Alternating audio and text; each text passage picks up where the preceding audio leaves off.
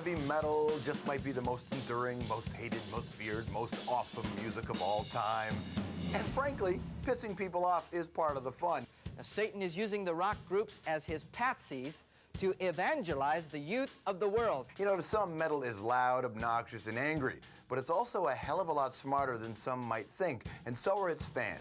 Case in point, Scot, McFadyen, Sam Dunn. They made one of the best metal documentaries ever called Mettle, a Headbanger's Journey. And that film traced every step of Sam's quest for the true meaning of metal. It's a substrata of society, and the fact that the outside world doesn't understand is fantastic. You see, Sam is not only a confirmed fan of the hard music, he's also an anthropologist. So A Headbanger's Journey wasn't just about the music, it was about the cultural forces that shape it. And the film blew up beyond all expectations, and I mean that in a good way. Now Sam and Scot are back with a brand new doc called Global Mettle. It looks at how the metal subculture has spread around the world. When we used to tour, people constantly shouting, which means, hey, buddy, is that hair real? It also looks at the rebellious side of heavy metal and what it means in places where freedom of expression can come at a heavy price. Here's a look. With the system that we have right now, we cannot perform Western music. I got caught by the religious police for wearing a Slayer t-shirt and having long hair. Slayer in a Muslim country. Yeah. All that you see there is from a film called Global Mettle, and here are the guys who made it, Scot McFadyen and Sam Dunn on the program. Welcome. Mr. McFadyen, welcome to the show. Good, Everything. It's a great film. I love the film. You made Mettle, A Headbanger's Journey, and then you made this one. So what is the difference for you? What got you to do this one? Well, I mean, as you mentioned there, the first one did so well for us. It was beyond our expectations. You're like cash cow, I'm in, right? Yeah. That's it. Well, and then but it was more of like a metal 101. You know, it took you through, I think what a lot of metal fans probably already knew, but it was an introduction to people from the outside.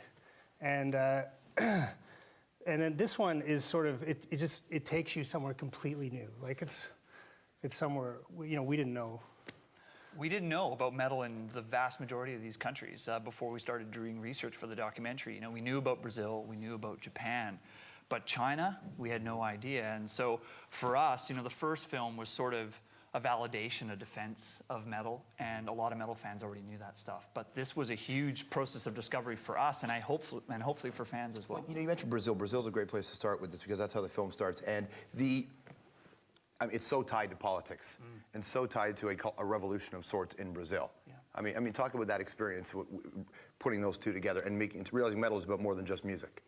Yeah, well, in 1985, the dictatorship fell in Brazil, and up till that point, cultural imports were virtually banned, and so it was really hard for kids to get access to music or culture from the outside.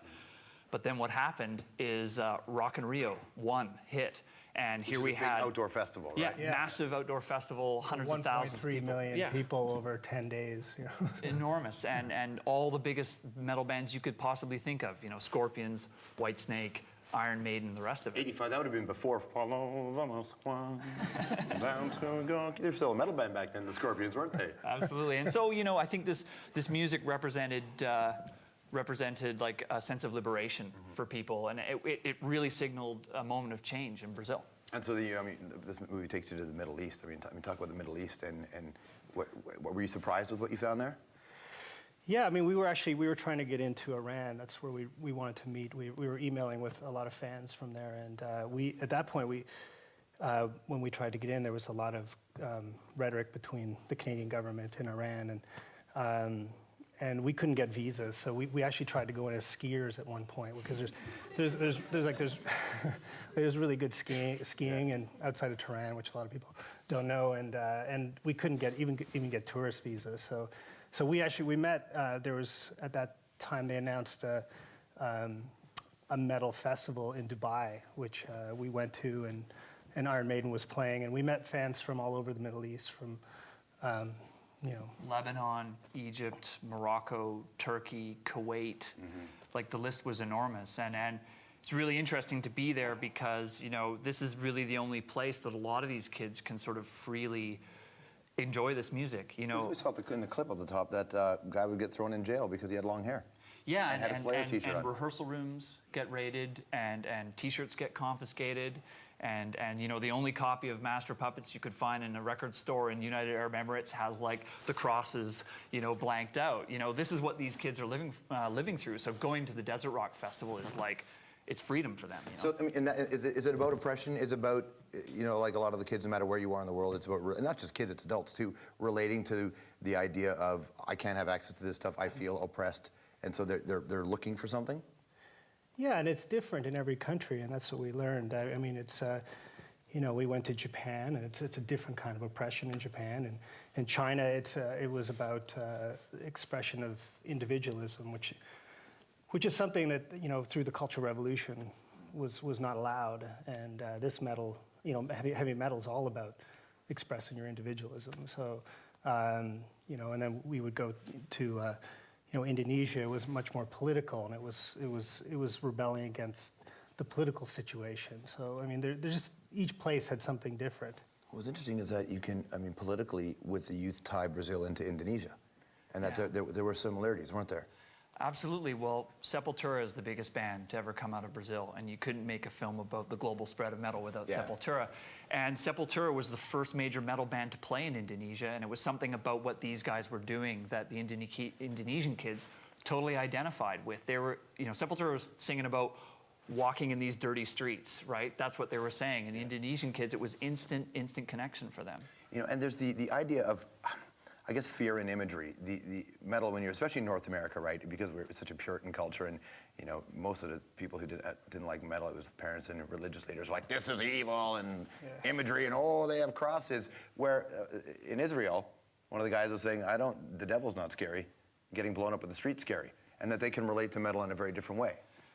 Absolutely, that's what we found. I think that metal in the West it can be very voyeuristic. You know, when Slayer is talking about war and conflict and suffering, they live in suburban LA. You know, they're talking about things that happen very, very far away.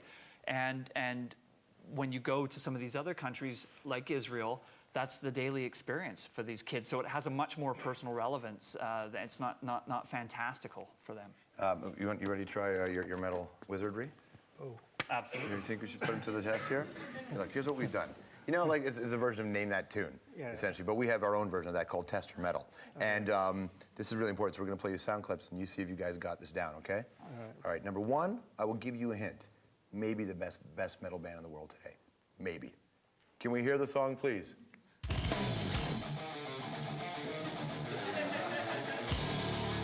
Lamb of God. You got it, Lamb of God. You know the song? Laid to Rest. Bingo! Well done. That band's phenomenal. Phenomenal. All right.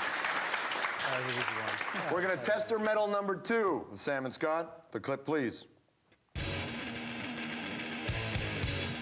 You got it already? Yeah, what is it? Slayer War Ensemble. Bingo, damn it. All right. But that's a prime example, right? Well done. That's an example of singing War Ensemble to a crowd in Calgary or Toronto or Vancouver versus singing it in Tel Aviv is very different. Absolutely, yeah. Is Slayer the band that sort of, they seem to be the band that kind of translates across the world in a way, where people just look at Slayer as the example of the heaviest of those bands? Slayer and Iron Maiden, I think we saw more Iron Maiden t-shirts around the world than any other band. It's your favorite band, isn't it? Yeah, all right, Iron Maiden. All right, let's play another song here. This is a very hard one. This is the most metal you're ever going to hear in your life.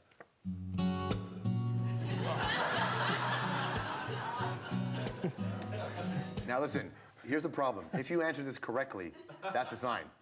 I refuse to answer this. Do you know it? Extreme More Than Words. You got it, well done. What gave it away? Was it the slapping of the guitar? I just saw Nuno. Oh, did you? Okay, finally, this one right here. Iron Maiden. Easiest one, Iron Maiden. Run of the Hills. In India at the point, there had been no major metal band that had played there, and then the film looked like it was ending, and then you flew back to India because Maiden played there. Tell me about that experience. Yeah, well, they played to 20 or 30,000 people in Bangalore, and it was insane. You know, we've been to some big metal festivals in our travels, you know, the big German metal festivals, but going to India was like the next level because, you know, these are kids that have been listening to Maiden for 15 years and they've never had the opportunity to see them in the flesh. And some of the kids were like waiting in the front row since what, like 1 or 2 in the afternoon, just pinned to the barrier, no water, nothing. And Maiden went on at like 9 o'clock.